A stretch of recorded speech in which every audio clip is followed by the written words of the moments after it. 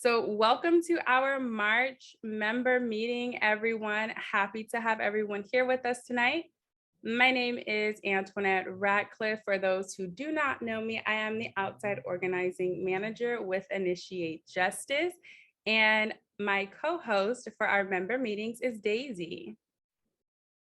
Hi, everyone. My name is Daisy. I use she, her, aya pronouns. And welcome to our March meeting. We have a really exciting agenda plan for you all today. And so just wanted to welcome folks who are either returning or here for the first time. You are in for a treat tonight. So please use the chat to ask questions, interact with each other. We do our best to try to get through the questions in the chat and address them. But if we don't get to them tonight, we have the ability to email you and respond to your question if we aren't able to do that during tonight's meeting. So please, again, use that as a resource. And again, happy to have you all with us. And hopefully we have an amazing March meeting to kick off this new month. Thank you, Daisy. And just so that everyone is aware of what our night looks like, I'm going to go through the agenda real quick in case you're multitasking. Want to make sure you plug in at the right times and just be aware. So we're going to start with a welcome and grounding with our healing team. Then we're going to announce some new members.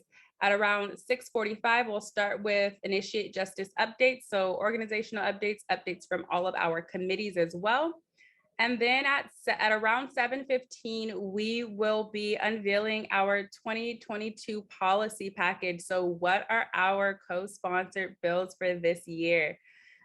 After we wrap that up, we'll have a quick Q&A, and then we will be joined by Brian Kaneda of CURB, Californians United for a Responsible Budget, to talk about the importance of budget advocacy.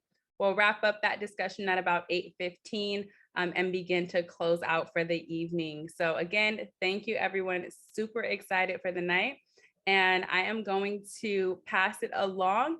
Quick reminder, if you are joining us for the first time, let us know in the chat that you are joining us for the first time tonight and how you heard about us. I see some folks heard about us through Instagram and social media. Super amazing. So let us know. And if you're returning, go ahead and also, introduce yourself in the chat for those who are new tonight. But I'm going to pass it over to Oka to get us grounded this evening. Thank you. Hi, everyone. I'm grateful to be here in this space with each of you.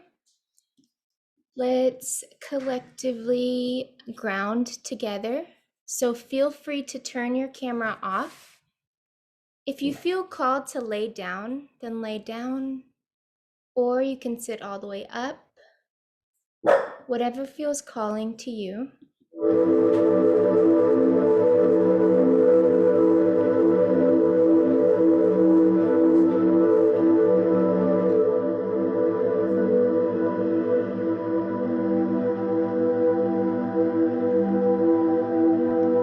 Close your eyes if that feels good, or gaze down, maybe towards your nose.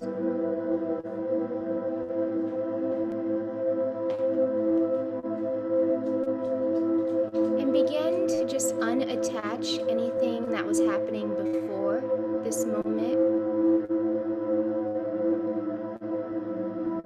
Notice all of the sounds around you.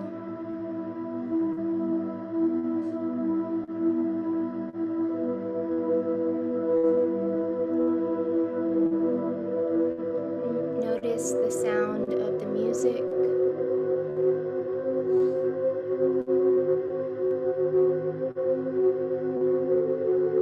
Notice the sound of my voice.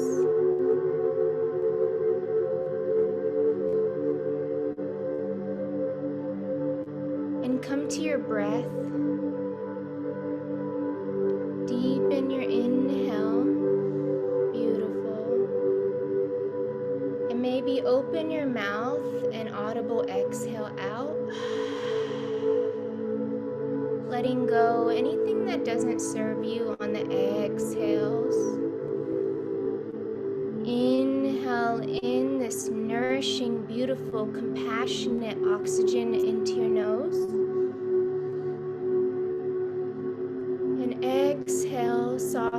shoulders, soften your jaw, your hips, your knees, your heels.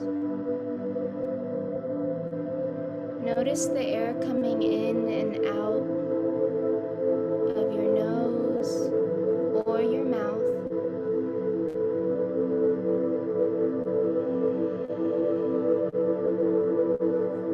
Begin to notice the surface below you and feel supported.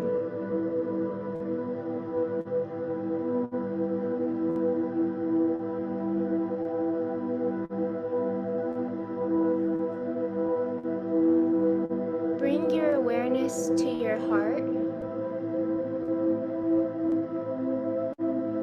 and place one of your hands over your heart and feel your heart beating.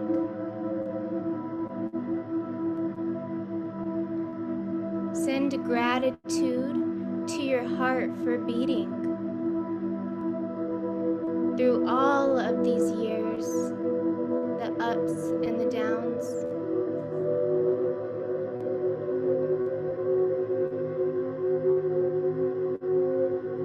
Thanking your heart for being here, right here.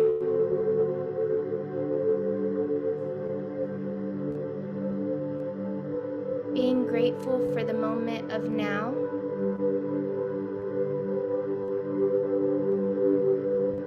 And feeling that now is happening all of the time. And how beautiful.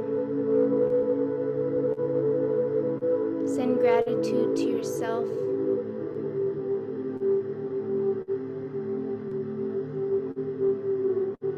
And feel free to keep your hand there or bring it down. And then let's do a body scan from the crown of your head down your face, down your body,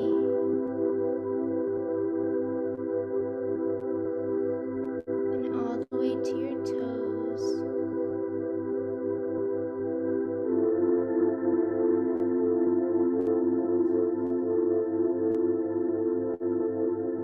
And let's collectively take 3 breaths together. Exhale out any oxygen that's in your lungs. And then when you're ready, take a deep, loving, nourishing, compassionate inhale through your nose, allowing this air to nourish every single cell in your body. And let go, exhale out anything that doesn't serve you.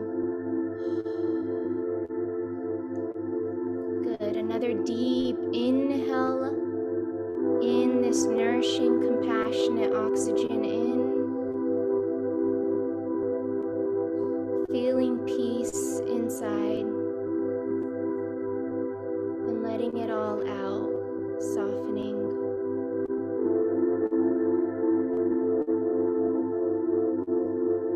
One more in your nose, filling up your lungs, the top, the bottom, the sides of your lungs.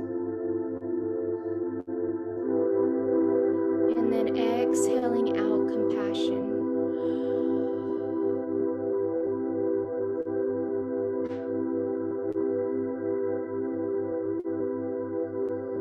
You are loved.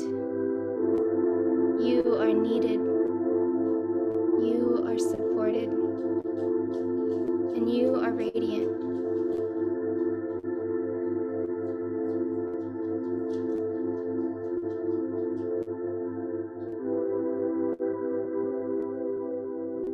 Feel free to stay here as long as you'd like. Whenever you're ready, slowly open your eyes.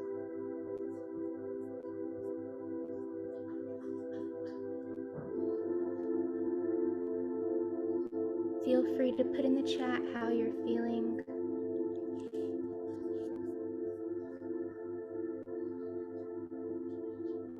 all feelings are valid and welcomed. Be gentle with yourself. Thank you. Thank you so much, Oka, for that grounding exercise and for getting us situated for our meeting tonight. I'm seeing folks in the chat share, they're feeling very refreshed, very calm, very safe. So thank you for providing that feeling of safety for us. And a moment of peace, to borrow from a phrase in the chat. Definitely, it's been a busy week for us. And I know that we definitely needed a moment to just take a moment to collect ourselves, breathe, and just find ourselves before tonight's meeting. So thank you for that, Oka. You'll be hearing from Oka in a little bit when we go over committee updates, as Oka is the lead, one of the leads for our healing committee. So she'll be sharing updates as far as how you can participate in activities that committee takes that they put on. But for the time being, I wanted to just provide a warm welcome to folks who are joining us tonight. If you just tuned in, we are recording the meeting, so feel free to turn off your camera if you wanted to do that. We also have live transcription, closed captioning available through the settings on Zoom, where you're able to see that being displayed on your screen. And also just acknowledging that in the chat, we have seen several new people who are joining us tonight. So welcome to you if you are here for the first time. We're excited to present our meeting for the month of March. We have an exciting agenda. We'll be hearing from our policy team as far as what bills we're going to be working on this year, as well as having a guest speaker to go over budget advocacy as it relates to the work that we are doing in the spaces that we are in. But again, for folks that are here for the first time, just a reminder that Initiate Justice really is here as an organization that seeks to end incarceration by activating the political power of the people that that it has directly impacted. And so our membership base, folks that are here tonight, can include folks who are identified as being directly impacted, whether they're formerly incarcerated or have supported a loved one that's experienced incarceration, or also identify as allies and want to get involved with the work to help us out. So we have a membership structure where folks are able to participate and be considered outside members of our membership base by going through a process where you can you attend 3 consecutive monthly member meetings like the ones that tonight. These happen on the first Wednesday of every month at 6:30. And if you attend 3 meetings in a 4-month period, as well as complete a short orientation that we do at the end of this meeting, and sign up to support at least one committee, which you'll be hearing from tonight as far as how you can plug into those committees. Those are all ways that qualifies you to be an outside member. And we'll go over this in more detail during the orientation. But just wanted to acknowledge that that is an opportunity that's available to everybody on the call. And to kick off the month of March, we actually have 4 new outside members. So I wanted to congratulate them and also encourage you all to welcome Christopher B., Emiliano C., Jesse W., and Sally H., who are joining us as outside members of Initiate Justice. We will be in contact with you to send you a welcome package, which includes a t-shirt and some IJ goodies that you can use now to rep IJ in the work that we are doing, especially as we're getting ready to launch a busy year. As I mentioned, this meeting, you'll be hearing tons of information. So please do not feel inclined to write everything down, because we are going to be including the information that we'll be sharing tonight in an email that we'll be sending out in the next week. So that way you can join any of the events that we'll be mentioning during the call tonight. But just wanted to kick off that by welcoming those 4 outside members to our squad and looking forward to building with you all. So I'm going to pass it over to Antoinette, who's going to be going over some organizational updates. Thank you, Daisy. And also thank you, Oka, for that meditation. Super helpful. And welcome to our new official outside members. And also welcome to all of the first timers or new people who are joining us for the first time tonight. I've seen several in the chat, Ali, Jennifer, Kim, Anthony, Sydney, Theo, Jasmine, Paris, among others. So definitely welcome. We're super grateful that you've chosen to join us tonight and hope that we see you in future spaces as well. So again, for those who have just tuned in, my name is Antoinette Radcliffe. My pronouns are she, her, and hers. And I'm excited to cover a quick organizational update for us here at Initiate Justice. So starting this month, we will be sending out our companion journal. So for those who may or may not know, we currently send an inside journal to our inside members 4 times a year. And that journal has policy updates, tips and tools for people inside to be engaged in policymaking, as well as some additional features like a wellness corner and highlighting some of the work of our inside members and organizers. And so we will now be sending a copy of that journal by email to every one of our outside members and everyone on our Initiate Justice listserv. So the goal of this is really to support family connections, to support community empowerment. And so we'll be sending out a copy of that journal by email to everyone subscribed to our mailing list. There will also be included a couple of additional educational links to things that we wish we could include in the inside journals, but that we're hoping will give you all here on the outside an opportunity to engage and connect with your loved ones on the inside. And this, through connection and resources, we're hoping that you can read along with your your loved ones who are currently incarcerated. And so we're super excited to bring that to everyone. We will be having opportunities for you all to provide feedback directly to us on how the companion journal is serving each one of you and those connections with your loved ones on the inside. But if you're interested in learning more about the inside journal itself, you'll be hearing later from our inside membership team, Crystal and Ephraim, about how you can be involved with the inside journal. And I will pass it on actually now to Michelle, who will be covering another super exciting update and the reason for all of these bright yellow screens that you're seeing tonight.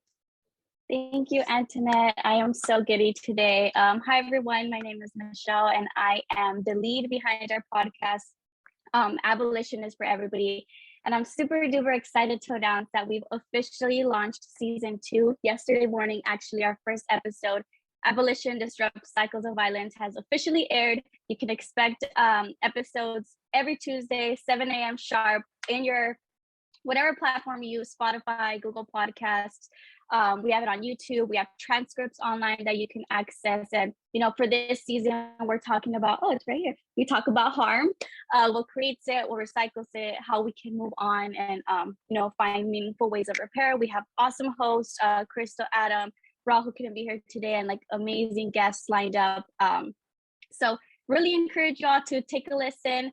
Do want to preface that these are heavy topics, difficult conversations to sit through, but highly, highly important when talking about abolition as we move forward with abolition. But remember to take care of you. And if you've listened to the episode, let us know in the chat what you thought. Encourage you all to rate it on the platform. It helps us reach new listeners. But thank you all. I see your messages and the support so far. But yeah, I'll pass it back to you, Daisy and Antoinette. Thank you so much, Michelle. And I will just drop a couple of links in the chat for those who already are, or for those who intend to plug into our Abolition is for Everybody podcast. One is how you can access it on our site. And on our website, you actually are able to view the transcripts. If that is something that is beneficial to you, you can view the transcripts and read those for each of the podcasts. Some of us are listeners, some of us are watchers, some of us are readers. And so you can listen to the podcast anywhere you get your podcast. You can read the transcript on our website. And we also have episodes posted on YouTube. So if you are one that likes to, pull those up on YouTube, that's an option too. But thank you, Michelle, for that update. And we're excited to be in deeper conversation with all of you about abolition. And I will now pass it to Daisy, who's going to guide us through a couple of committee updates from each of our committee members. Thanks, Antoinette. And thank you for that update, Michelle, on the podcast. So for folks who are brand new to our work, Initiate Justice launched a podcast last year, which is known as Abolition is for Everybody, hence the yellow screens that you see on the screen and the backgrounds.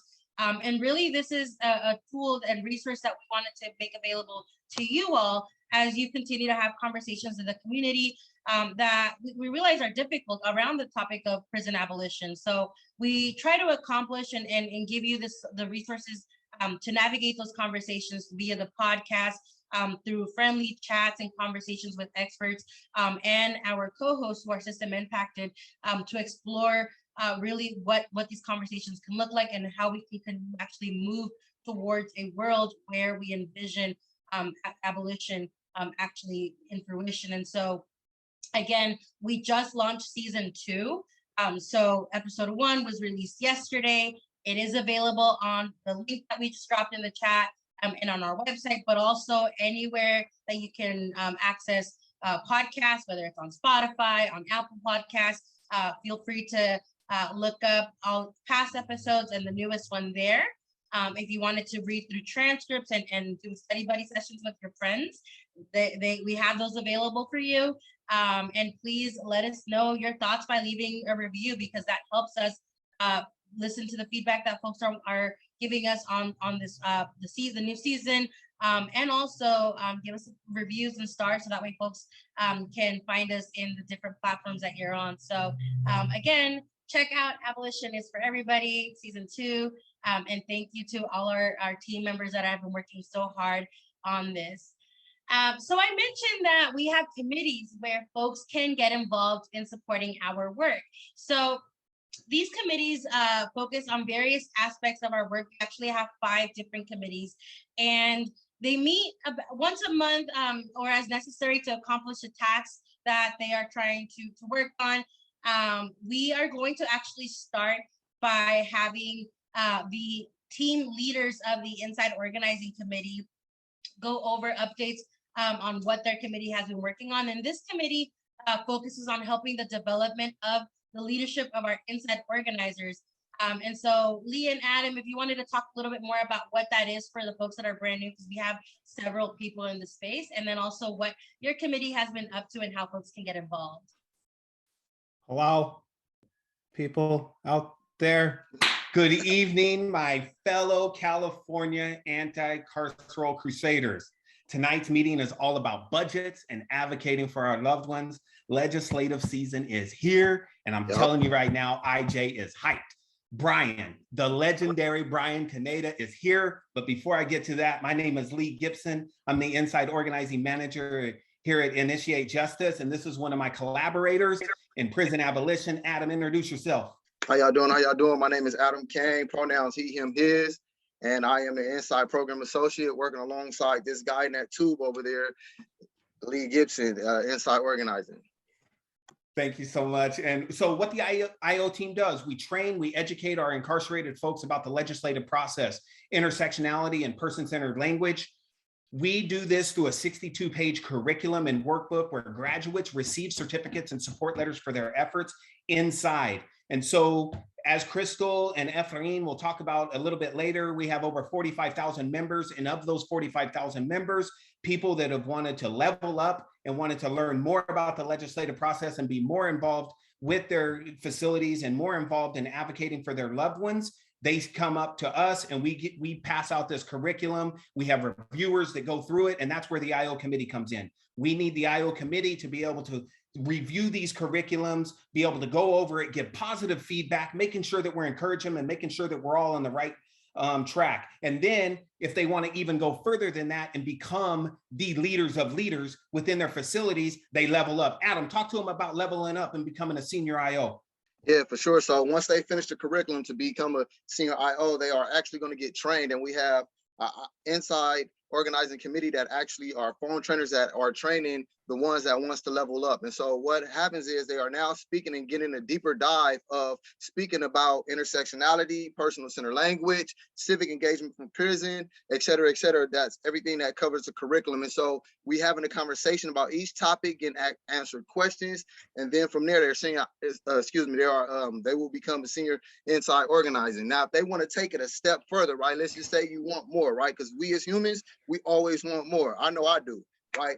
So I became an IO, a senior IO. Now I want to become a mentor. So what a mentor does is, a mentor is the one that's actually running IJAG programs himself or herself. Actually in there, have all the materials that's needed to be able to have a solid foundation, a solid community inside the walls to be able to teach and help advocate and continue to civic engage from prison and pass that on inside as well, and pass it to the loved ones that's outside, which a lot of us are still involved and get involved from our loved ones, right? Because we all affected by the system, whether incarcerated or out with us. And with that, I'll pass it back to Lee. Yeah, so with that said, that's really what we're doing. That's what we do in the IO committee. They've been so strong for us thus far, and I have no doubt that they'll continue to be strong for us this year. So what we're working on is grading, reviewing those curriculums, phone training, leveling up, being that supporter that our loved ones need inside. And then we're looking also to get inside. Once this COVID finally lifts, we want to go in and do some workshops, be able to interact with our fellows, be able to interact with the ladies that are inside there, and be able to just bring more hope and inspiration, and more than anything, just organizing our folks inside. And so if you want to join us, if you want to come and be a part of the IO committee, please, whatever skill set you have, we can absolutely utilize your mind, your wisdom, and your fortitude to be able to kind of bring down these prison walls. We meet every first Thursday of the month at 5:30. You can hit me up at lee@initiatejustice.org, or you can hit Adam up at initiatejustice.org. Daisy, will you please drop in the link where they can register for our meetings? And so thank you everyone that is attended tonight. And Adam, do you have any closing remarks before we pass it to Daisy? I do have closing remarks. As y'all know, I am a new host, and I'm not just saying listen to the podcast because I'm a new host, but really listen to it because once again, we are taking it deeper and deeper to really get that healing and to get that change that we want, right? And to be able to give that change, we have to start with ourselves. So please tap in and listen to Abolitionists for Everybody, streaming on Spotify, whatever platform you may have access to it. With that,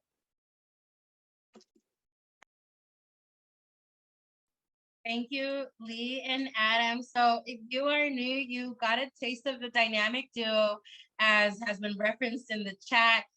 Lee and Adam definitely bring a lot of energy to our team and to our meeting. So you probably are now awake if you were not awake when you joined our meeting. I dropped in the chat, if you are using the chat, the link where you can RSVP for tomorrow's meeting for our Inside Organizing Committee. That is happening at 5:30 tomorrow, March 3rd. For folks who don't have access to the chat, it's just tiny, tinyurl.com/I, capital J, capital I, capital O for IJ Inside Organizers. Monthly with the capital M or lowercase m, MONTHLY. So tinyurl.com/IJIO monthly. And that will allow you to RSVP for that meeting. You can also email Lee and Adam, Lee@initiatejustice.org, Adam@initiatejustice.org. And I also saw that there were a couple of folks in the chat who asked questions about how they can sign up their IO. So we'll make sure we address those in the chat. But to move us along, I'm going to go ahead and go on to our Inside Membership Committee. So our Inside Membership Committee is co-led by Crystal and Efrain. This committee supports the communication and recruitment of our Inside members. So I'll pass it over to them to talk more about updates in their department and their committee. Thank you. Thank you, Daisy. Good evening, everyone. My name is Crystal, pronouns she, her, and I am the Inside Membership Manager with Initiate Justice. I am the lead of the Inside Journal that Antoinette talked about at the beginning of the meeting. I'm actually going to link our committee page on the website so that you can learn a little bit more. We have our monthly meetings on the second Wednesday of the month. So please join us next week at 5:30. We will be talking about the Inside Journal, which is in the process of being mailed out to over half of the incarcerated population in California. So if your loved ones have asked about where the journal is, let them know it is it's on its way. And we will also be talking about the companion journal that Antoinette talked about in the beginning, and this new and exciting resource, and what it would look like, what to expect, and what we hope you all to get out of it. So if you want to learn more about those two opportunities, please join us next Wednesday, March 9th at 5:30. I dropped the RSVP link in the chat. And if you have any more questions, concerns about our committee or next meeting, you can email myself or my colleague Efrain. I also dropped our emails in the chat. Thank you. Thank you, Crystal. And again, the Insight Membership Committee is having their meeting next week. So in the chat, you can access that link to RSVP. But as always, all of the events that we are referencing today and tonight are available on our website, on our events page, which we'll circle back to at the end of all the committee updates, just to show you all where that's at. But I'm going to go ahead and move on with the next committee, which is going to be our Outside Membership Committee, which I co-lead with Antoinette. Antoinette, I'm going to pass it to you if that's all right for committee updates. And basically, what we do with this committee is our committee helps us really build, develop, and engage the membership structure of folks on the outside. So Antoinette's going to talk a little bit about what that looks like and how our committee has been instrumental with building our outreach efforts and base out here in the community. Thank you so much, Daisy. So yes, like Daisy said, what we do is we work to develop the skills and the power of our existing membership here on the outside, but also find ways to empower, connect with, and build those in our community and potential new members of Initiate Justice. And so a few things that our outside membership committee has been working on, one in particular is skill building webinars. So our outside membership committee is instrumental in generating ideas and suggestions for skill building webinars that we've been hosting. And most recently, earlier this week, we did a skill building webinar on speaking, communication. So public speaking or presenting ideas to a group or in a group setting and to an audience. And so that will be available on our YouTube soon. And we are hoping to produce more of those in collaboration with some of our student interns throughout the year. And so our outside membership committee has been super essential to that process and producing those webinars. Our outside membership committee is also working on supporting an effort to do more media outreach. So supporting an opportunity to produce op-eds and connect with media sources. And so outreach is another very important role for our outside membership committee. So if you're interested in outreach, finding ways to build the power of our existing members and skills for our existing members and how to connect with new potential members and supporters and allies, then definitely get connected with our outside membership committee, co-led by myself and Daisy.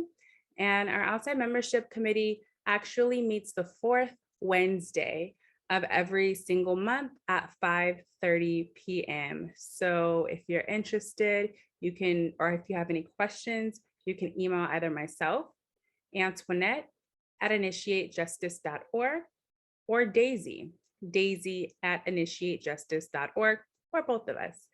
And Daisy also dropped the link to register for our next upcoming committee meeting. So thank you, Daisy, and I will pass it back to you. Thanks, Antoinette. And the next committee I'm going to pass it over to is going to be our healing committee. If you were here for the beginning, the start of the meeting's grounding exercise, you were able to take part in one of the exercises that our healing committee does to help our members provide safe spaces for them and healing tools. So Oka is the co-lead of the healing committee and will be giving you an overview of upcoming events for the month that you all can plug into if it's something that you're interested in. Thank you. Let's just take a couple deep breaths together. So feel free to just take a deep inhale. That was a lot of information. So inhale in and out. 2 more, inhale. And then just let your body feel more calmer on the exhale. Another inhale. Beautiful, and out.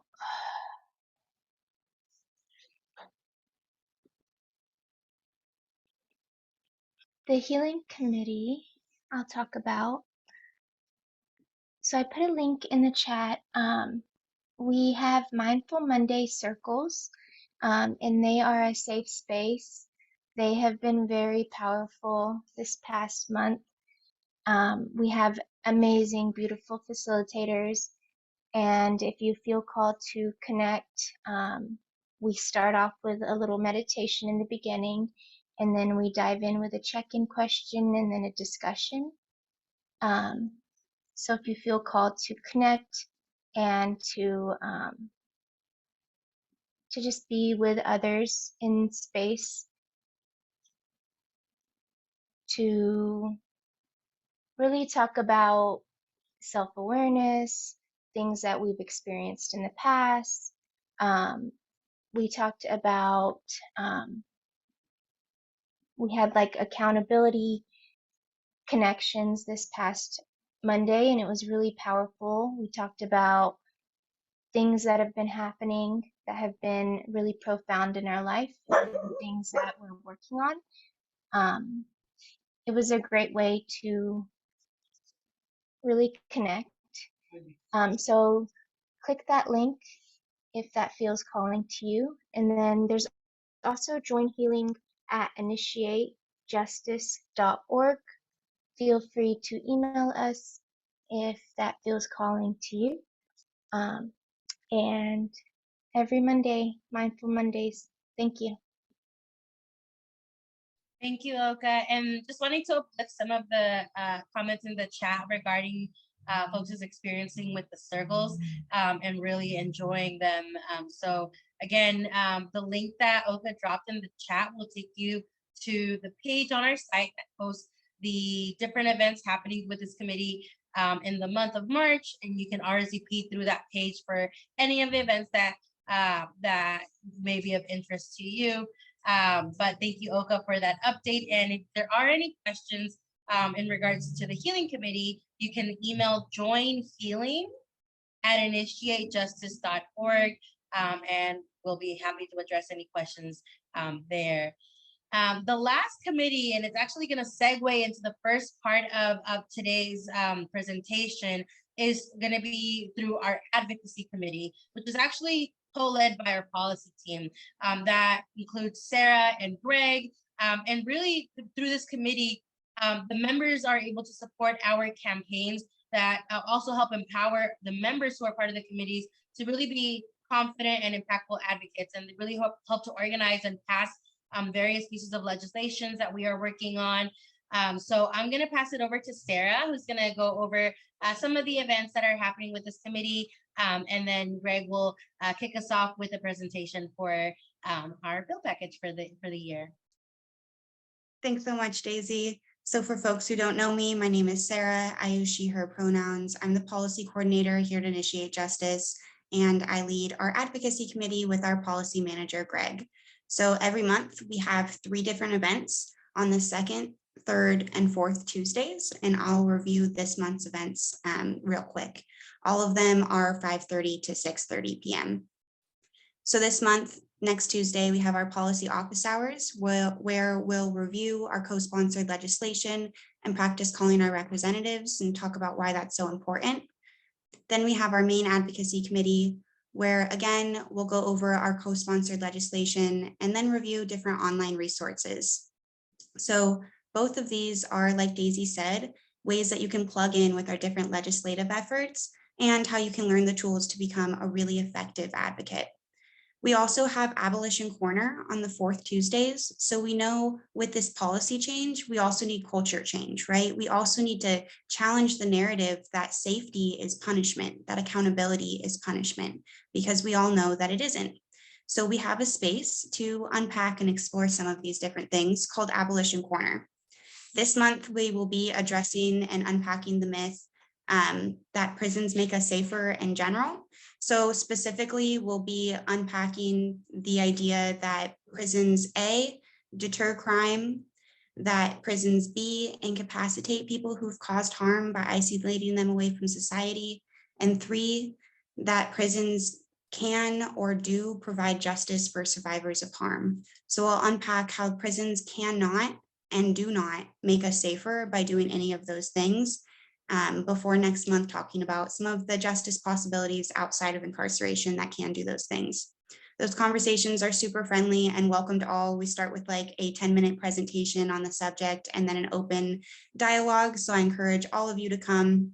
It's a companion space to our podcast, Abolition is for Everybody. So I encourage you, if you have any questions or thoughts after listening to that podcast, to come join Abolition Corner. You can access all of our policy events at the policy calendar that Greg just put in the chat. So that'll have all of our policy office hours, advocacy committee, and then Abolition Corner. For any questions or comments or anything, you can always contact myself or Greg at initiatejustice.org. I just put both of our emails in the chat. And I will pass back to you, Daisy, to transition us into going over our 2022 co-sponsored bills, which is so exciting. Yes, and I am working DJ back here and setting up our presentation. So hopefully you are all able to see my screen. Yep, so we're good to go. Greg, I'm gonna turn it over to you for this part of our meeting tonight.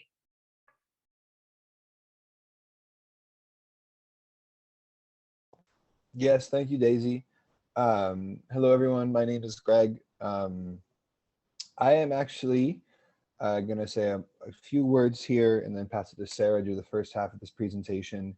But this evening, we are going to present for you all our legislative priorities this year.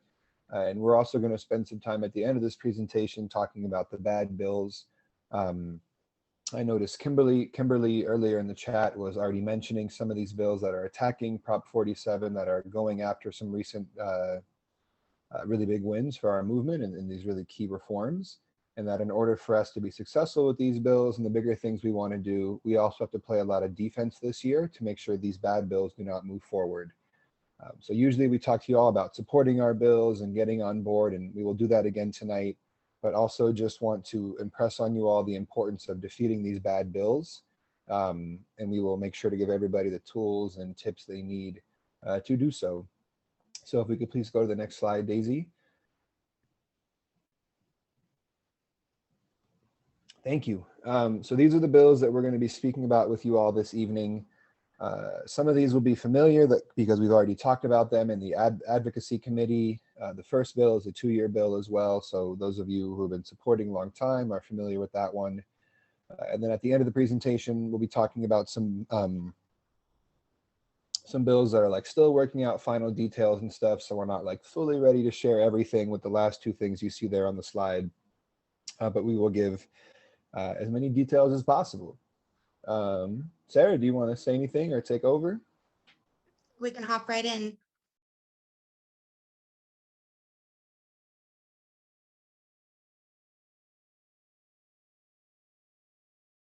So this first bill that we'll be speaking about, AB 256 by Assemblymember Kalra, the Racial Justice Act for All. Some of y'all who were with us last year will remember because it is a 2-year bill. So AB 256 makes the Racial Justice Act retroactive so that anybody with racial bias or discrimination in their case, conviction, or sentence has a legal pathway to potentially be resentenced. So this bill is making the Racial Justice Act retroactive. What is the Racial Justice Act? The Racial Justice Act was passed back in 2020, and it prohibits the courts from seeking or obtaining a criminal conviction or imposing a sentence based on race, ethnicity, or national origin. So essentially what this did is, in practice, it created a pathway to challenge explicitly racist behavior, racist statements, whitewashing jury pools, and racist charging and sentencing within the local jurisdiction or county. Since the Racial Justice Act has been implemented, so it's been in effect since January 2021, some things that we've seen it do and the need for it to be retroactive. So we've seen a Racial Justice Act claim that challenged a judge's statement in court that people cannot be racist, and therefore he was not being racist if you have Black friends. We've seen another RJA challenge DA rhetoric and use of rap videos and lyrics in trial. The rap lyrics and videos were trying to be used to add a gang enhancement, but the Racial Justice Act challenged this and affirmed instead that rap lyrics should not be used as evidence of violent intent or alleged criminal activity. So with these couple examples of the RJA in action now, we see why we need to make it retroactive. We need to create a pathway for people in the past that have racial bias or discrimination in their sentences to have a pathway to challenge this, right? So last year, the Racial Justice Act Racial Justice Act for All was introduced in the Assembly. It got out of the Assembly and is now in the Senate. So this year, when all of this year's Assembly bills move out of the Assembly and are being heard in the Senate, is when the Racial Justice Act will also be taken up again. And with that, we can go to the next slide, Daisy. So I'm very excited to introduce to you all SB 1106 by Senator Wiener, the Fresh Start Act. So the Fresh Start Act, SB 1106, ensures that expungement petitions aren't denied simply because of outstanding restitution debt. So a little bit of background here for some folks who are new. People who are convicted of crimes are often ordered to pay restitution to compensate survivors for harm caused. But there's also restitution fines, which are a fixed amount charged to anyone with a conviction, regardless of really what the impacts or harms were. So in general, our restitution system as a whole is attempting to address loss and harm financially, but it doesn't actually adequately address harm, and it's actually further penalizing some of our most vulnerable communities. So what I mean by this is approximately 80% of Californians who are charged with crimes and approximately 80% of Californians who are ordered to pay restitution are unable to pay due to poverty, right? So this also means not only are we trapping people in this cycle of poverty, but also the only mechanism that we do have to make amends for people who are survivors of harm. This means that those people are overwhelmingly receiving either nothing or a very small percentage. So the issue here is that we know that having a criminal record creates a lot of barriers, right? And expungement and record sealing often reduces these barriers because it increases access to services like housing or different employment opportunities. But people are often denied simply because they have denied expungement and access to these different services simply for having this unpayable debt. So they're being trapped in this cycle of poverty, right? So we're really excited to work on this bill with the Debt-Free Justice Coalition. And with that, we can move on to the third bill we are co-sponsoring. So the third bill that I will be explaining to you all today is AB 2632 by Assemblymember Holden, the California Mandela Act on Solitary Confinement. AB 2632 challenges the use of solitary confinement in California prisons, jails, and immigration detention centers by banning the use of solitary confinement for certain vulnerable populations. So pregnant people, people with disabilities, elderly, youth, and it also puts a limit on how it can be used for everybody else, in addition to improving record keeping on solitary confinement. So we are super excited to be breaking into the intersection of immigration and disability rights, in addition to criminal justice work. So really wanted to emphasize how excited we are to be working on this bill. So the idea for this bill comes from the Mandela rules. As defined by the UN, solitary confinement for longer than 15 days is torture and should be banned. This is actually the international standard that's followed by most countries in the world. So this is essentially where the background for this bill comes from. The bill also defines solitary confinement as any form of containment in a cell for more than 17 hours a day, and limits the time that someone can spend in solitary to 15 consecutive days and no more than 20 days in a 60-day period. We have a toolkit that we are super excited to share with you all.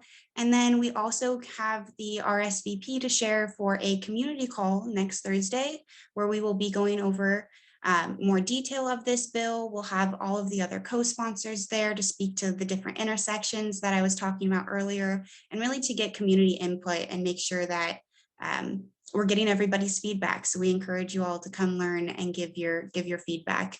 Again, you can RSVP in the link that Greg just put in the chat. I also just quickly want to note before changing to the next slide and passing back to Greg.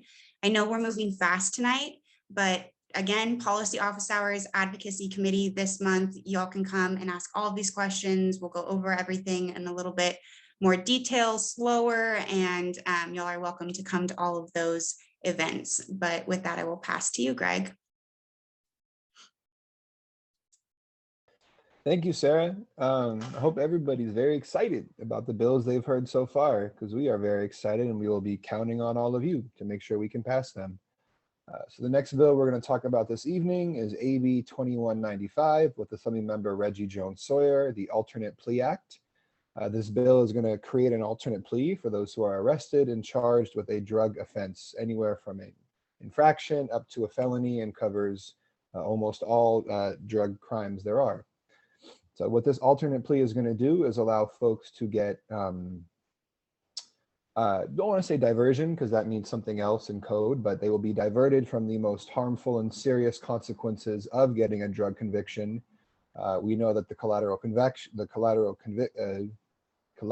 consequences of a conviction, getting my words mixed up, that the collateral consequences are never minor, are always destabilizing, or life-altering consequences for a drug arrest or any sort of conviction. So what this is going to do is offer this alternate plea. So folks who get arrested for this drug crime are not going to have to face those consequences, which can include loss of housing, difficulty obtaining professional licenses, jeopardizing parental rights, and so many other really, really horrible and draconian consequences. And for folks who are undocumented, this bill will offer them that alternate plea so they are not eligible for deportation. So this bill for us is initiate justice's opportunity to step into the crimmigration space, which is the overlap of the criminal law and immigration law. It allows us to disrupt the legacy of the war on drugs, to disrupt the ICE deportation machine, and to allow Californian citizens to not have to face all these consequences for drug convictions. So we're really excited about AB 2195. It is a bill that is kind of like a new experience for us to be working on, right? Because it's a little bit outside of just our CJ wheelhouse, and it does touch the immigration, drug policy, different perspectives, but we're really, really excited to work on this one, and we'll be speaking a lot more about this one in the future. The co-sponsors for this bill include Drug Policy Alliance and the Immigrant Legal Resource Center. Can I have the next slide, please, Daisy? These next two bills we're going to be talking about more generally tonight because, as I mentioned earlier, we're still working out the final details with the language and related behind the scenes things, but we are going to be working on a bill this year to seriously reform the Board of Parole hearings process. It is a very biased filled process, a very discriminatory filled process, and we are going to be advancing an anti-discriminatory framework to ensure that more folks will be found suitable for parole, will be able to come home, and ultimately will be able to change the core decision-making process that the Board of Parole hearing uses to increase the grant rate and make sure, again, more folks are found suitable for release and will come home. California currently has one of the lowest parole grants of any state in the country, far below the national average. And we put the slide there at the very bottom that think for us, this feels like a very overlooked aspect of the mass incarceration problem, right? You have to, on the back end, we need to be making sure that folks have the ability to come home. Many more folks can come home without having to worry about, without considerations around public safety and things like this. It is only because we have such a flawed system that more people are not found eligible for release, not because they are unsafe for release or any BS narrative like that. So again, we'll be able to speak more about this in the coming weeks, but we'll be working on a legislative fix this year to look very closely at the Board of Parole hearings and ultimately, like I'm saying, be able to bring more people home who have to go through that process. And thank you, Daisy. This last slide here, we're going to be doing a bill around alternatives at sentencing. There's a lot of great movement, a lot of great work in LA and also across the state now about the ATI movement, alternatives to incarceration. So we'll be working on a bill this year to include code for judges to consider these alternatives at sentencing. So we also want to make sure that these alternatives that we are offering are not also law enforcement based or not just, cages by another name or anything like that. But adding a simple statement like this in the code, which you can also see on the slides, already exists in the federal law and is already made as a suggestion in many model penal code spaces. Adding this simple code section, we believe, will really reduce the number of folks who are sentenced to prison and will reduce this over-reliance on incarceration as the catch-all solution, in air quotes, solution to a lot of these issues in society. So again, these last two bills, we will speak publicly about the numbers, authors, things like that. Just give us another week or two and we'll be prepared to do so. So those were the 6 bills that we're going to be co-sponsoring and working on this year at Initiate Justice. This slide here, and again, Kimberly in the chat beat me to the chat talking about some of these bills this evening. But there are, and I'm sure everyone has seen the really abysmal reporting and role of the media in hyping up this manufactured panic around shoplifting crazes and hysteria around blaming Prop 47 for the reason why shoplifting and property crime is up in society, which to be clear, it's not. But because the political winds took this direction, lots of legislators, including Democrats, moderate Democrats, introduced bills to attack Prop 47, to increase the penalties for shoplifting and property crimes. And for so many reasons, this is so harmful. We need to make sure all of these are not successful, that we can kill them at the first possible chance. So I don't need to go through all these bills that are here on the chat, but that are here on the slide. But specifically, I just wanted to call out that it's not just Republicans who are advancing these bills. These are Democrats. Perhaps you see your assembly member's name or senator's name listed on this chat. If you do, you should let them know you do not support measures like this and that they are not supporting your, they're not representing your values in Sacramento when they introduce backwards legislation like this. So in our advocacy committee, we are training folks on how to make calls, how to call into an office saying, my name is Greg, my zip code is 12345, and I oppose AB 1597, AB 1599, and I urge you to vote no next week in the Assembly Public Safety Committee, right? We already put out a speech and an action item like this, but we need folks to be ready to make those calls. And again, we will do the training and preparation with folks, so we're not just throwing you in the deep end and asking you to do these things. But again, if you want any of the 6 bills you heard that we're working on to be successful, and you want any of these bad bills to not be successful, you need to take a role in that. And I think it's really cool to have a stake in the political process and to be able to use your voice and use it effectively to be able to advance bills that are aligned with your own interests and kill bills that you think are harmful. Again, as Sarah said, I know we went through this very quickly this evening, but we have our dedicated spaces 2 times a month, as well as our Instagram live sessions where we deep dive on this. Sarah, do you want to cover some of these other ways folks can support? Sure. One of the first things you can do is you can, as Greg was saying, attend some of these other spaces. So advocacy committee meetings, including policy office hours. Also, if those times don't work for you, we send out the recordings so you can join our mailing list and still get the different action items or access to those recordings. In addition to that, you can use all of the toolkits and resources that we'll be sharing. Again, join our advocacy committee listserv, and then also advocacy committee, our main committee this month, will be going over how to use all of those different resources and really fill up the tools in your advocacy toolbox. Take the time to read the bills and deepen your understanding. And you can also do that by asking questions, again, in these other spaces. How do I read a bill? And we'll be going over how to do all of those things and where to get different information. Spread accurate information about IJ's bills and all of these other pieces of bad information, of bad legislation. And then additionally, during spring and summer recess, consider attending legislative meetings to lobby your representatives.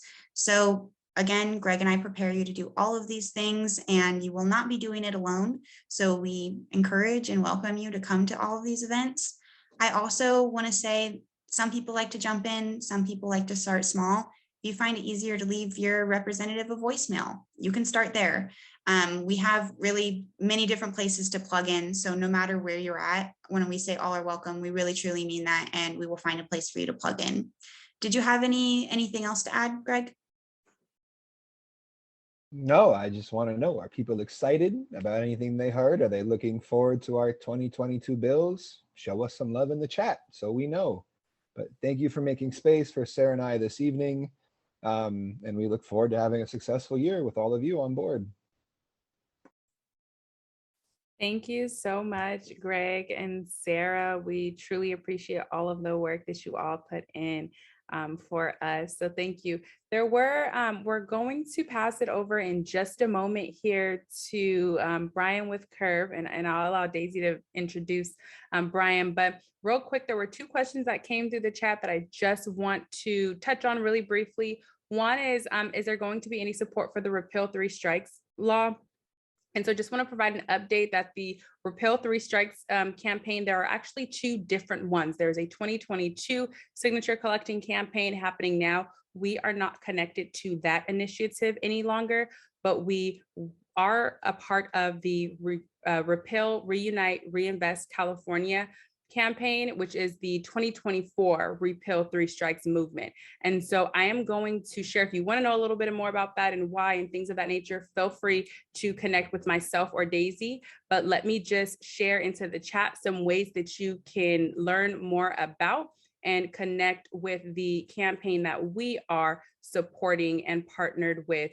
And just wanted to touch on that real quick. And then also, there was another one that came through regarding the visitation right, AB 990, the right to visitation. That is not one of our current co-sponsored bills. So any direct questions regarding that, I don't know if Greg or Sarah have any input on that, or Daisy, but I know that that is not one of the bills that we covered tonight. Yes, I can just hop in and say AB 990 was not reintroduced this year. They did not find a new author. But I believe there are some other bills that are going to be advancing bits and pieces of it. So Anthony, if you put your email in the chat, I can make sure you get that information. And I also will take one more question from V about nothing on gun enhancements. No, unfortunately, we are not going to be working on gun enhancements this year. We tried very, very hard to find an author to reintroduce AB 1509 and tackle the 1020 life enhancement. But unfortunately, we did not secure an author, so we cannot move forward. But to be clear, we are committed to the long-term vision of ending all enhancements, but especially the gun enhancements, because we know it is so widely used. It is used in such a systemically racist way, and that we will not end incarceration until we end enhancements. So we will be back in the future at some point to tackle gun enhancements, but unfortunately will not be in 2022. Thank you so much, Greg. I am going to, and again, thank you, Greg, thank you, Sarah, and thank you to all of our amazing supporters and advocates that support and are present for our advocacy committee and our policy efforts. And to those of you who intend on doing so moving forward this year, we appreciate you all. And I'm going to pass it over to Daisy. Thanks, Antoinette, and thank you to our policy team for that update on our 2022 legislation. We dropped in the chat a link where you can join any of the committees that you heard from tonight and get added to their email list. That way you stay updated with any meetings and action items that are going on there. So dropping that in the chat again if you are interested in joining any of those committees. And you can also access all of the events that we mentioned, all the meetings that are happening, and any events that we're going to be having available for the public at our website under the events tab. And I just dropped that link in the chat as well for folks to do that. But we're going to go ahead and move on with the next segment of tonight's meeting. So tonight we're having on Brian Kaneda, who serves as Deputy Director with CURB, Californians United for a Responsible Budget. He's going to be going over with us on budget advocacy. So Brian is actually a founding chapter member of California Coalition for Women Prisoners, also known as CCWP in LA. He has spent the past decade monitoring, challenging, and exposing the abusive conditions inside women's prisons and advocating for the rights of incarcerated people. A tireless fundraiser for prison abolition with an extensive background in both business and media, Brian became CURB staff in January of 2019 and was selected to join the 2019 to 2021 SVP System Changes Accelerator cohort of emerging Los Angeles leaders. In 2020, he joined the steering committee of Reimagine Los Angeles County, also known as RELA, and Brian became CURB's deputy director in 2021 and was elected the community co-chair of LA County's Measure J subcommittee on mental health, behavioral health, and diversion. Brian represents CURB on the executive team of Justice LA and is the co-chair of RELA's policy work group. He was also featured on our podcast, Abolition is for Everybody, during season 1 to talk about prison closures and defunding the police. And you can actually listen to that episode at the link that I just dropped in the chat. So welcome you all to tune into that episode when you get a chance. But I'm going to go ahead and turn it over to you, Brian, while I get this screen share set up on my end. Hi, Daisy. Hi, everybody. Oh my God, I hope everyone isn't as exhausted as I am by my own bio. It's such a pleasure to be here. I'm always excited to be here with Initiate Justice, who is a member of CURB, where I'm the Deputy Director, Californians United for a Responsible Budget. We have a 3-point mission to reduce the number of people in prisons and jails, reduce the number of prisons and jails in the state, and shift wasteful spending away from incarceration and toward the things that actually keep people safe. Folks here know what those are: housing, healthcare, jobs. We believe in care, not cages. Today, I'm going to talk to you folks a little bit about budget advocacy at the Senate and Assembly sub-5 committees. So this is a little presentation that we put together with Showing Up for Racial Justice, SURGE, through the Closed California Prisons campaign, the People's Plan for Prison Closure, and A Budget to Save Lives, which is a super collective of different coalitions and organizations who are going to coordinate budget advocacy this year at the local, state, and federal level. So I'm going to dive right in because there's a lot of experts here. Next slide, please. So I said a little bit about CURB. We are a diverse coalition, but what we use is an abolitionist strategy for organizing. So what that means is you don't have to be an abolitionist to be a member of CURB, but CURB runs abolitionist policy. So what that means is when we're trying to do something, we're doing our best not to build anything we have to dismantle later. We're trying to push things that don't have carve-outs, shit that doesn't leave people behind. Things that don't expand our budgets, right?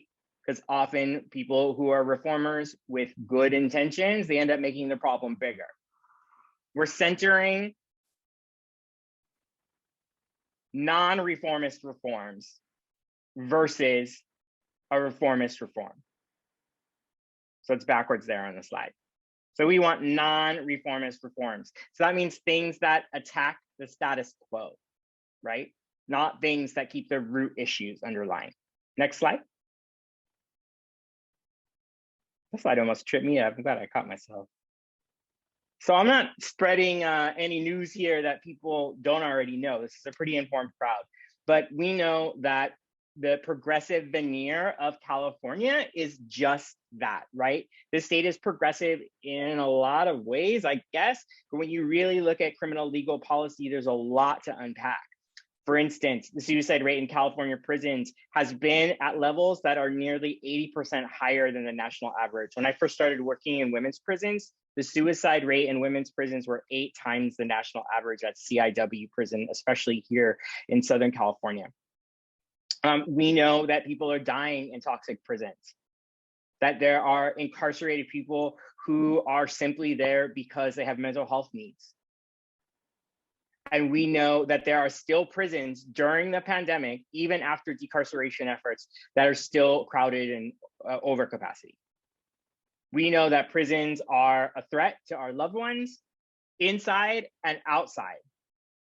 So the prisons we know are a threat to free people and to people in cages for many different reasons.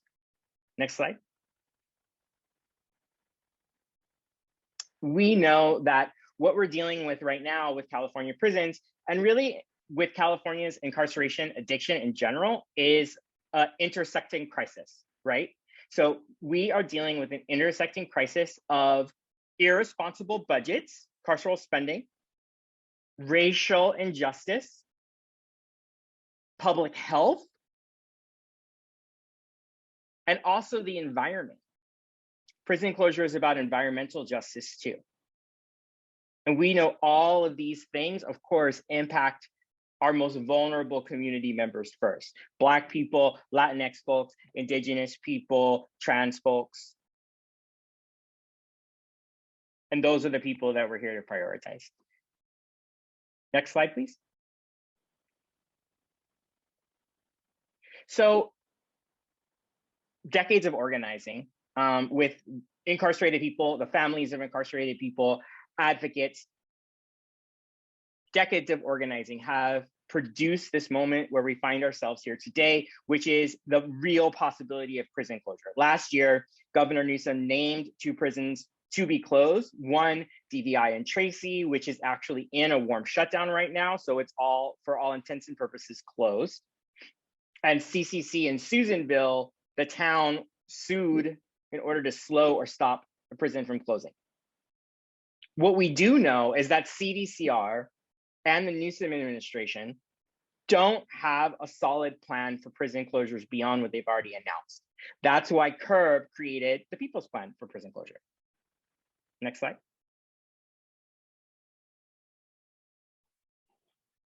So this report is 49 pages long. It's a little on the dense side, but it has pretty pictures and pretty colors and graphs and some hard-hitting fucking writing by members of the CURB Coalition. And we're calling for 10 prisons to be closed by 2025, at least 10 prisons to be closed. This report uplifts the demands of directly impacted people. So over 2,000 people were surveyed in California prisons so that we could rank the prisons that we were offering up on our list to close. And this list isn't prescriptive. You can get to prisons to pick for closure in lots of different ways. We celebrate all prisons closing, but what is included here are recommendations and a roadmap that's informed by currently incarcerated people and directly impacted people.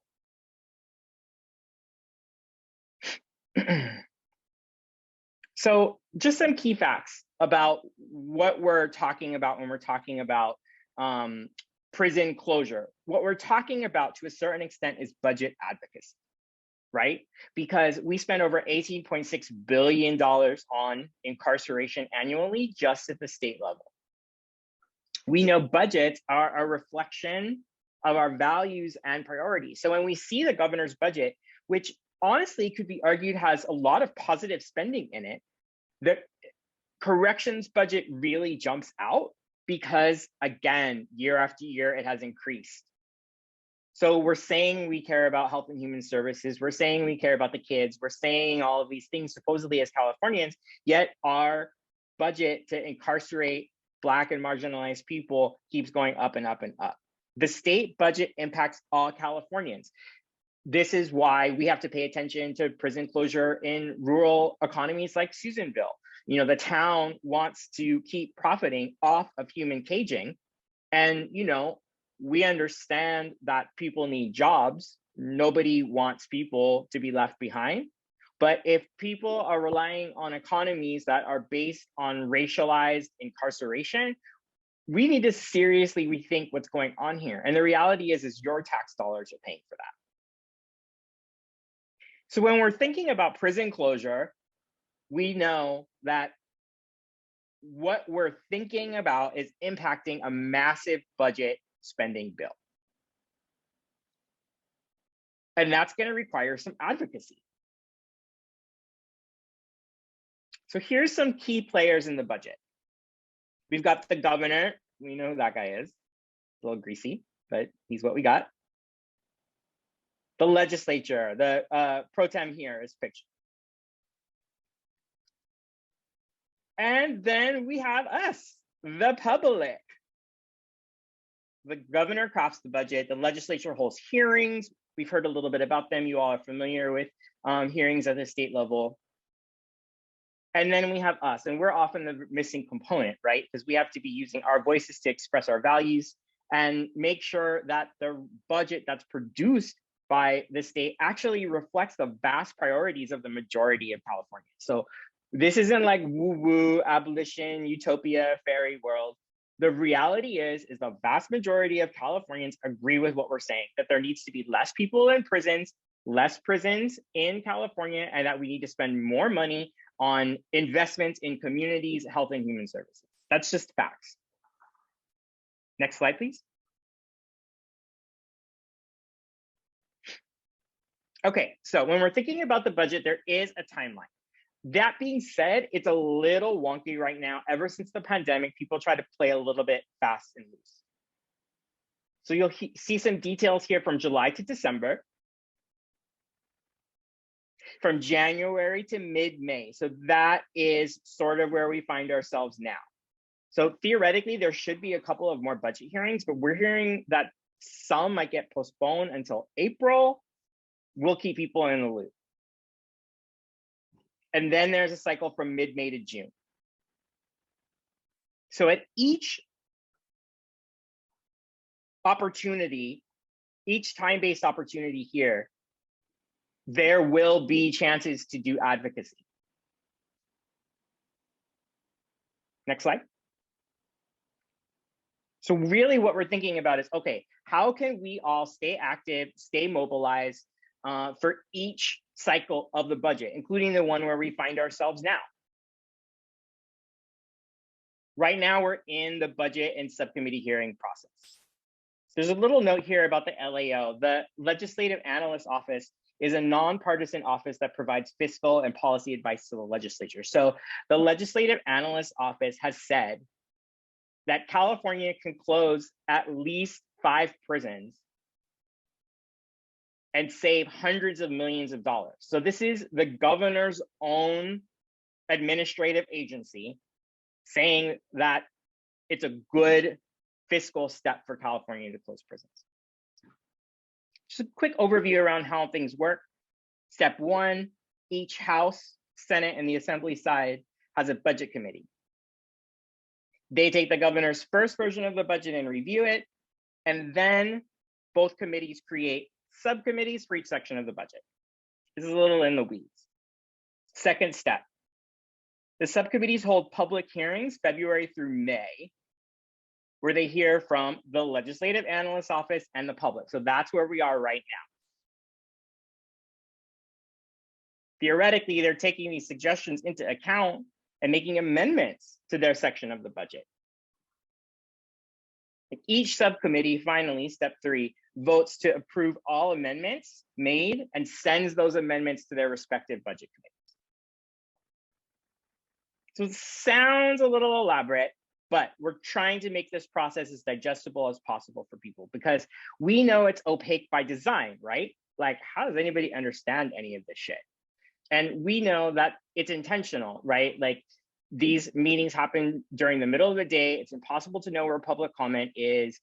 They make it hard to figure out what's going on. Their agendas are inscrutable, and it's designed to inhibit democracy. So we always have to remember that when things feel complicated or irritating, that's by design. It's designed to discourage participation. So I feel like Greg mentioned the Sub-5 Budget Committee a little earlier.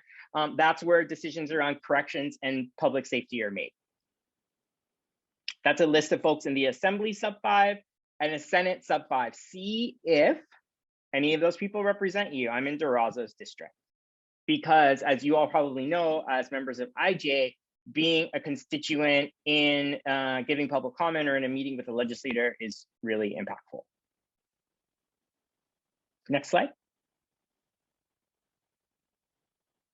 So these are some of the reasons why we need to keep an eye on this garbage. This is the 2022-23, so many twos, proposed correction budget highlights. So it's about $18.6 billion to corrections. This is a lot of money. 14.2 billion of that goes directly to CDCR. There's no commitment to prison closures. There's garbage, hundreds of millions of dollars to refund, their words, local law enforcement. I missed when the police were defunded. So maybe I was asleep or something. I don't really remember when that happened. An increase of almost 4,000 new correctional officers. And almost $1 billion of deferred maintenance projects to put a Band-Aid on what is literally crumbling prisons. So, you know, I missed you. I missed that part as well. So we cannot let this stand. We cannot let this stand. Something that really fucking shook me to my bones when Greg was giving that presentation and Sarah was this list of bills that we have to be defensive against. They are trying to actively erase our progress, and they're ignoring the demands and the will of the people with this exorbitant and toxic spending on their incarceration addiction, in this case, to CDCR into prisons. That's why we have to mobilize. We have to mobilize. We have to advocate for a budget that reflects our values, and we're going to do that at the sub-5. So CURB has created an advocacy plan for sub-5 mobilization. You might have seen our copious action alerts on our social media. It's at CURB Prisons. And we're encouraging everybody to get involved. Next slide, please.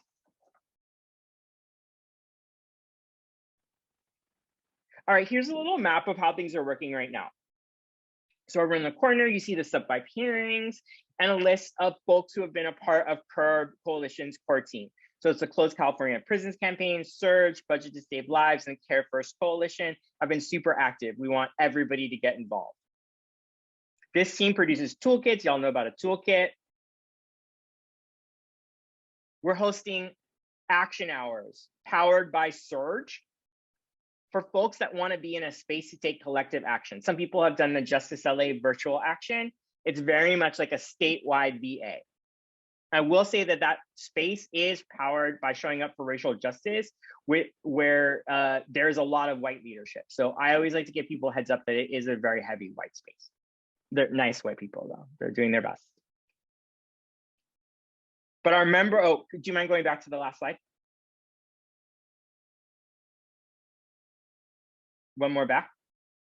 Oh, that's Daisy, that's not the end of my presentation.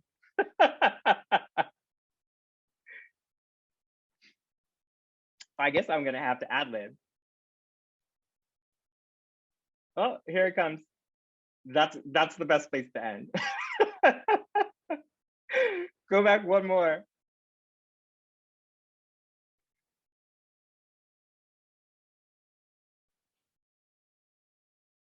Oh my goodness. Second, Brian, it's coming. 1 second. You better get it together. I'm gonna drink my wine on camera in protest of these technical difficulties.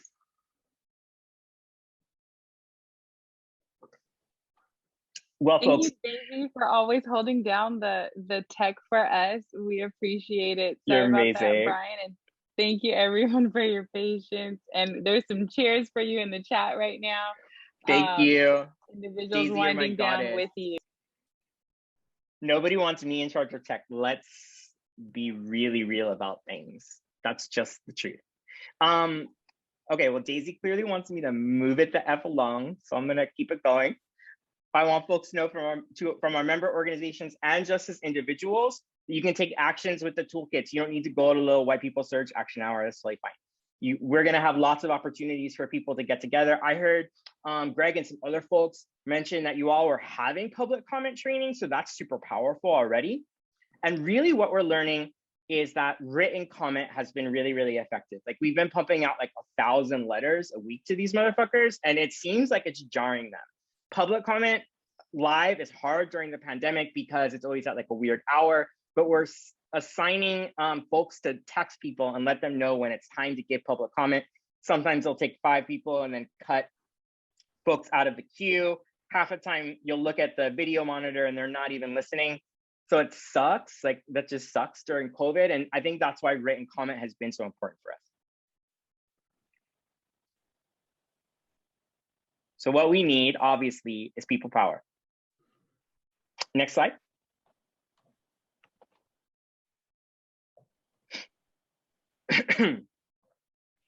So that's it, y'all. We're all gonna take action collectively to fight against this grotesque prison spending. We all want folks to send written comments. I hope folks have seen in the chat these links that Daisy has been nice enough to share out from the CURB community. There's an email address for CURB Systems Coordinator, Dax, who's been co-organizing a lot of these efforts. He's been doing an incredible job. The turnout's been amazing. And as part of SURGE, there's also Public Comment 101 for these virtual hearings if people feel insecure at all about how to show up and talk, but I have a feeling this group's probably got it down. Advocacy is a team sport, everyone, and I'm just really proud and happy to be in space with you all. You all are the experts. I learned so much from IJ. Whenever I'm in a room and sharing, breaking virtual bread with all of you and hearing about all the incredible statewide legislative work that you're doing and the way that you're supporting our impacted community members. It's always a pleasure to be able to be here and interact with you all. And thank you for all the work that you're doing. Please visit this bit.ly address, bit.ly/sub5advocacy to sign up to do some of this good work. And that there's one more slide, Daisy, and then that's the last slide. Thank you for your support, everyone. And cheers. Happy meeting. And thank you all for your time. This is such a pleasure. Oh, I see Daisy's also dropping the CURB Color of Change petition. Definitely sign that. There's over 6,000 signatures calling for the state of California to close at least 8 more prisons over the next 3 years.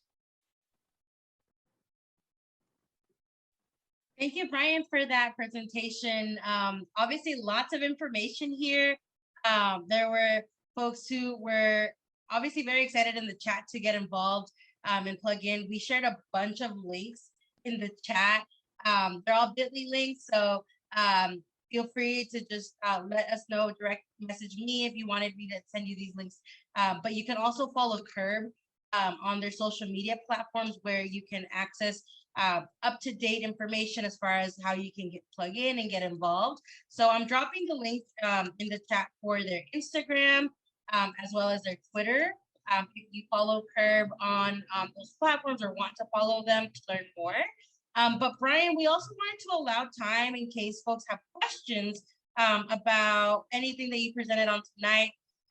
And we welcome folks to drop their questions in the chat.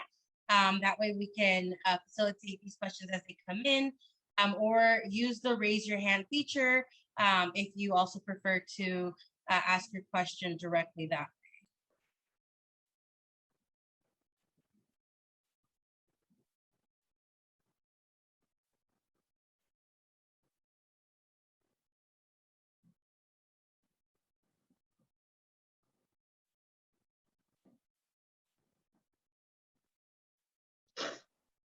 We're seeing folks sharing that you did a great job and making that you did such an amazing job that folks don't have any questions. I much prefer just being told how great I am versus actually having to think. So I'll just sit here and be pretty if nobody has any questions, and I will graciously accept them. If you'd ever like to reach out to CURB, we're always available. I'll drop my email address in the chat. You can feel free to reach out about anything. We love to support our IJ members. We have a question from Olivia who has her hands raised. So Olivia, if you wanted to come off mute and ask your question, please do so. Hi, thank you.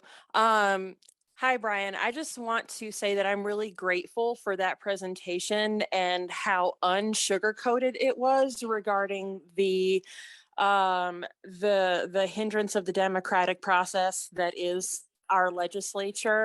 I just find it really refreshing how honest and straightforward you were about that, and I really needed that. So thank you for that. I'm just wondering, what do you think about having a conversation or raising some awareness about how beholden the legislature is to the special interests within the prison industrial complex? Like, pretty much every legislator in California gets campaign donations, for instance, from the prison guards union. It doesn't matter what party they belong to, like, they all get donations from CCPOA. And I'm sure that's not like the only vested interest they have. So like, they'll talk a good game. Some of them are really vocal, but when it comes to like the May meetings where they have to actually vote on the budget, like they hand them money, they hand CCPOA members raises, and like nothing ever changes because they're so in the pocket of the prison industrial complex. And I feel like that's a really important aspect of this whole big ugly picture that gets overlooked and like not talked about enough when we're going towards calls to action. And I just wonder like what an awareness campaign around that might look like. Yeah, thanks for that question. It's so powerful and so important. Firstly, yeah, I think we do need to speak truth about what's happening in terms of our access, because we're being gaslit. We're being told that folks want us to participate in the budget process. We're being told that, you know, the voices of constituents matter to our representatives. And the reality is we don't see that playing out in real time. So we really need to figure out how we can leverage these relationships that we're building with people at the Capitol to see if there's any way that we can impact this white supremacy system to allow us to be heard in all of the spaces that are necessary for our people to have their voices ring out. I think the piece that you're bringing to light around CCPOA is really vital. And I think that one of the best strategies that we can start thinking about as a coalition are labor strategies in multiple different ways. Firstly, figuring out how to separate law enforcement special interest groups from traditional labor unions, because we know that the labor unions of prison guards and cops aren't actually unions at all, and actually historically have been enemies of organized labor. So one important strategy, I think, for all of us to lean into this year is to figure out how to drive a wedge between the traditional progressive forces of labor and law enforcement special interest groups. Because you're right, these people are beholden to folks like CCPOA, and they wield an inordinate amount of power. And thinking about labor in general, in order to close down prisons, we have to acknowledge that tens of thousands of people actually rely on incarceration for employment. So when we're talking about closing down prisons and decarcerating people, what we're talking about is reducing the number of correctional officers in the state of California. And as much as I don't like to lose sleep about where a prison guard is going to go get their paycheck from, realistically, because nobody else does any fucking work except for us, we have to put forth a positive vision of a just transition to a new economy for everyone without leaving anyone behind in order to move forward our prison closure priorities. So by a just transition, I mean figuring out, and we can look to the environmental sector for this, figuring out how to move away from extractive economies like oil and prisons and toward regenerative economies like infrastructure with green jobs. So I think the answer to your question is that we all as organizers need to start thinking about what our connectivity is to labor and how to deepen labor's participation in the movement for racial justice. Thank you. I have a lot of ideas, and I will more than likely be following up with you via email at some point. Would love to hear from you. And I noticed in the chat, somebody asked where our point of entry is for CURB. So CURB is a member-based coalition. So for instance, Initiate Justice is a member, and then different representatives from IGA come through CURB to all of our different working spaces. However, if you're an individual that's affiliated with an organization, like you identify as a member of Initiate Justice, you can come join us in any of our campaign spaces. Feel free to reach out to me, and I'll let you know when they're happening. We have the campaign to close California prisons. We also work on SB 300 and the Racial Justice Act, which you all talked about earlier, and also work very hard in moving forward. Thank you all for your efforts. We're members of the Budget to Save Lives Super Collective. And then a big chunk of my work is in LA. I sit on the executive team of Justice LA, and I also co-coordinate Reimagine LA County that helped pass Measure J. So there's lots of different places you can plug in if you'd like to. Thanks for that, Brian, and giving you a second to collect your breath, because there's so much information that you're sharing with us, and we're so grateful for you being here tonight. Anthony also had his hand raised, and Anthony, I think it's your first time coming to a meeting with us, so welcome, and please go ahead and ask Brian your question. Oh yeah, thanks. There was a lot of information there, Brian, and so I guess my question was, and I think it was partially answered, is what's the point of entry? And like, do you really use individuals like me? I'm just, you know, like a person who's never been inside, but I've gotten interested in criminal justice reform and prison abolition, and I don't know where to start. And I guess IJ is a good place, but is there a place for individuals in your organization? I didn't quite get how individuals could, you know, work with your group, or whether you need them to, right? So that was my question. Yeah, I mean, well, you obviously know where to start because you're in the right place. You're here with Initiate Justice, and that generally is the path to work with CURB. That if, for instance, if you were just to reach out and contact me, my first question, especially as somebody who had never been inside before, would be, well, have you done movement organizing? And mostly what I would do is direct you to one of our organizations that help develop folks to do advocacy work. So IJ is a great example for our white brothers and sisters. I always direct them to Surge. I think anybody who is doing work with a grassroots organization that's a CURB member can easily figure out ways to plug into this intercoalitional work. But I always really encourage folks to join organizations that are close to them, that are led by people who are most impacted by the issues we seek to address.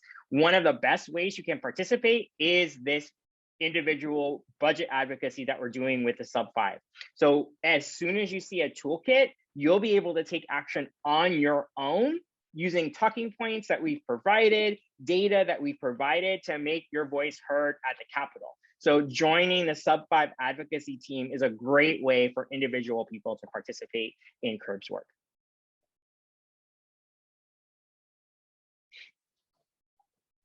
Awesome, thank you, Brian. And then we have time for one last question. I know we want to be mindful of your time and appreciate you being here. I see Sherry had her hand raised as well. So Sherry, did you want to close us out during this Q&A segment? And if you can answer that, Brian, that would be great. Sure. I just had a curiosity question. When you're advocating for closing prisons, in that work that you do with people who have the control over it, do you offer them a repurposing of those facilities at all for possible mental health or housing or anything? I mean, they're very strong facilities usually that could probably house human beings that don't have a home rather than people that don't want to be there in the first place. But I just wondered, because I mean, when you say close a prison, they're going to go, oh, what are we going to do with the building? Do you ever have an option set up with that? Yeah, those are really great questions. So there's a couple of pieces to that. So if you're asking me what I think should happen to a prison, I think it should be torn down. These are sites of incredible pain, incredible harm. And if you read the People's Plan for Prison Closure, they're often built on toxic land. They often are in areas that are going to be directly impacted by climate change. I think of, for instance, High Desert and CCC that are in Lassen County that were almost burned down by the Dixie Fire with no plan to evacuate incarcerated people shared with their families. I think of all the people who suffer from valley fever, which is a respiratory fungal disease that impacts people, especially in prisons, because it's near, especially both of the women's prisons. So if somewhere is a site of harm and it's built on toxic, stolen land, and in fact is not a solid structure, the reality is there is almost $1 billion of deferred infrastructure spending. I don't know what your background is or if you've been inside prisons before, but mostly they're dilapidated, horrible, crumbling places that have broken pipes, that are ill-kept, and that I would never inflict on my houseless brothers and sisters or my brothers and sisters with mental health needs. I don't think a place that's created to punish people is necessarily the best site to repurpose toward healing. That being said, there's always exceptions. For instance, I think of Chucos, where YJC is housed. That used to be a youth courthouse. But low key, even when I'm in Chucos, I notice like there's no windows. Like the kids have done an incredible job making it bright there. But I always have to think about, and I think we always should think about, like, what is the investment that we have in keeping these places alive? There's a couple of people who are interested in turning some prisons into museums. I think that idea is a little bit interesting, as a history of incarceration, because that's what we want it to be, right? Something in our past. And really, I think that all of these discussions should begin with a conversation with whatever tribe whose indigenous land is being occupied, because all prisons in the state of California are on occupied indigenous land. So I think there's a lot of questions that would have to be answered before we talked about repurposing these facilities. And in my mind, the only good prison is one that's torn down. I think the biggest thing is agency. So we're talking about making sure that indigenous communities have agency over their land, and that communities who house prisons, prison towns, have the ability to dream about a different future for their town, because nobody really ever dreams of a prison for their town. Like, this is sold to them, it's thrusted upon them. And often what it creates is a negative economic domino effect. That means that there's no economic diversity in the area, that the prison's the only game in town. So really, I think what has to happen is we need to go into these communities, we need to empower them with budget advocacy tools so that they can help determine what happens when a prison closes in their town. And the people that should be making those decisions are the folks who live in the town and the people who had to suffer in that prison and their families. That's my point of view. I understand your point of view because it's very sensible, but I'm saying you're talking to privileged and legislators, and how do you get them to see that point of view? Well, because they're going to look at it like, if you're saying money, if we close this prison, what are we going to do? So I'm just saying, yeah, but it actually see that.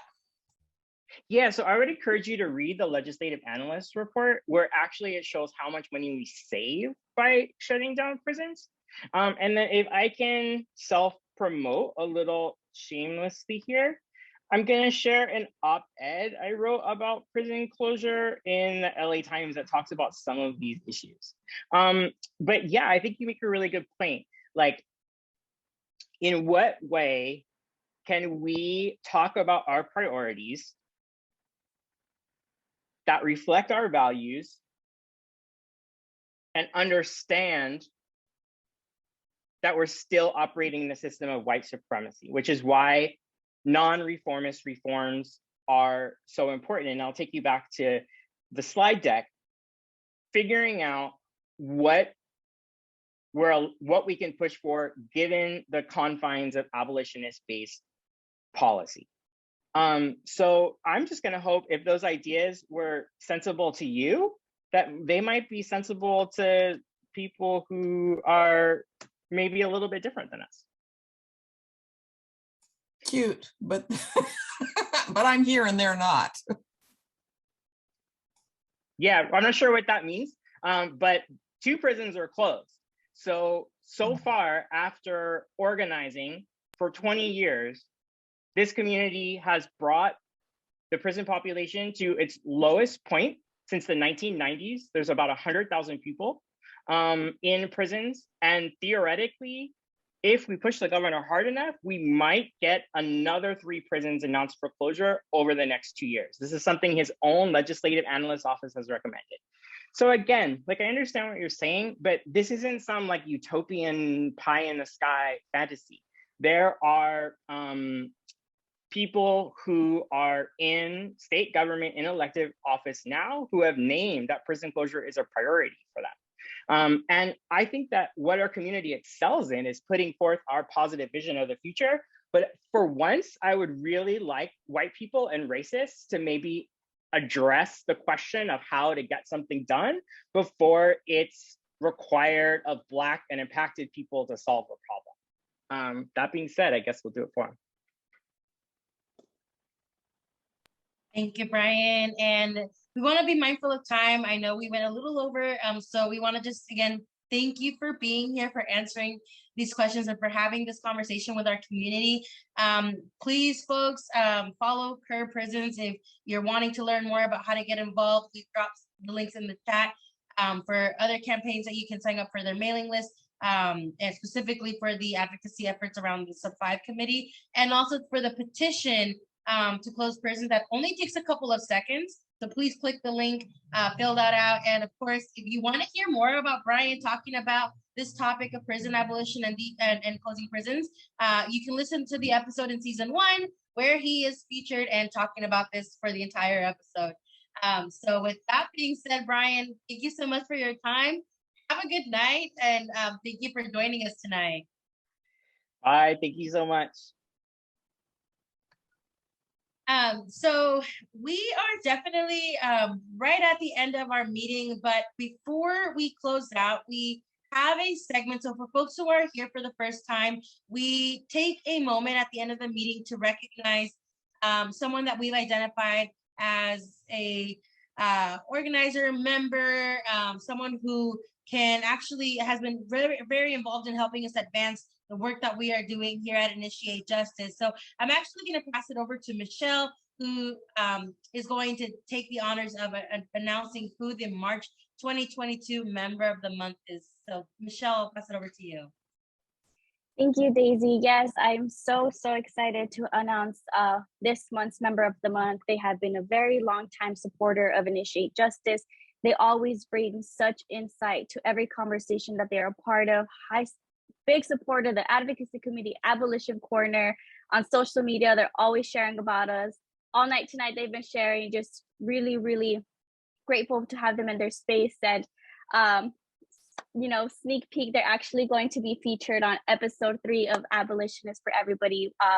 With that being said, please help me in congratulating our outside organizer from Oakland, Adriana Griffith.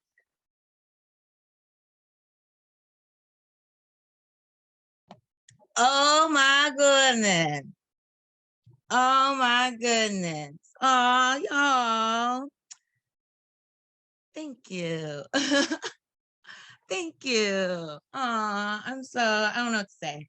But just thank y'all. So for those that don't know me, my name is Adriana. So like Michelle said, I graduated from the Oakland cohort in 2019. That's where my IJ journey has started. I love all things Initiate Justice and everything else that it's attached to and that it's involved with. I'm formerly incarcerated myself. I just, there's so much that I can say, and I definitely want to be respectful of time, but thank y'all so much. I appreciate it so much. I love every single one of y'all. Welcome to the new folks. Please continue to tap in, follow social media, everything, and just tap in, because we're abolishing this shit, and it's getting up out of here, and that's all there is to it. Ain't no ifs, ands, buts. It's just a matter of when at this point. So continue to come. Thank y'all so much. I appreciate y'all. I love y'all. And yeah, tap in with Abolition Corner and Abolition is for everybody. And yeah, tap in with my episode 3. It's gonna be amazeballs. I get to talk about my organization that I work with. And so I'm excited for folks to learn about the Women's Center Youth and Family Services and everything that we're doing, and how, even though we don't say it, but it really is abolition centered. So thank y'all so much again. And yeah, I'll just give it back to you, Daisy. Thank you. Or Michelle, whoever. I will pass it to Antoinette.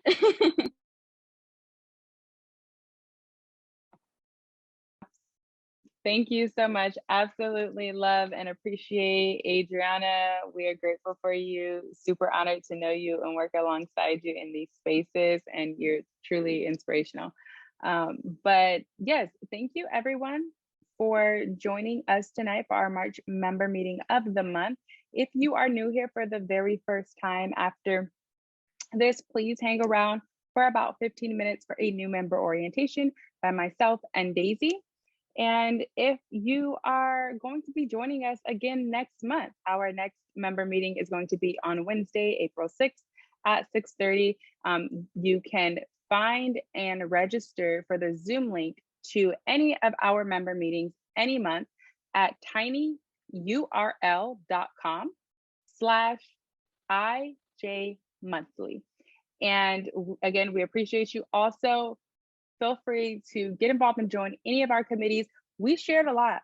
We do a lot. You do not have to join every single committee. Pick one, pick a couple, fill them out, and find the one that fits and that is closest to your passion and what you truly wish to contribute to this movement in this space. But again, thank you everyone for being here. Make sure you catch our season 2 of Abolition is for Everybody. And again, if you're here for the very first time, please stick around for about 15 minutes for an orientation so we can go a little bit deeper just about who we are at Initiate Justice and how you can become a member. Yes, our calendar of events is also plugged into the chat for those of you for our committee meetings and things of that nature. But thank you. Thank you to all of our guests, our policy team, Brian Kaneda, all of our committee leads. Thank you, everyone.